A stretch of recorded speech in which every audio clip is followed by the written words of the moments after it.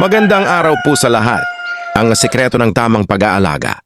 Ang laman at taba ay mabilis lang mabuo, pero ang pagpapatibay ng mga buto at ng buong katawan ay hindi dapat minamadali.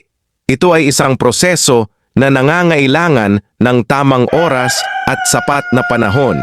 Kapag hinayaan nating lumaki ng dahan-dahan ang ating mga batang alaga, mas nagiging malakas at matibay ang kanilang mga buto. Sa tulong ng tamang ensayo at pag-aalaga, masisiguro nating magiging handa at malusog sila pagdating sa hustong gulang.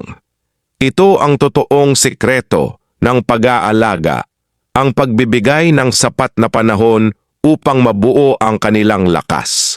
Maraming salamat po sa inyong oras at patuloy na suporta. Naway makatulong ang munting paalalang ito sa inyong pang-araw-araw na pag-aalaga. Ingat po at mabuhay.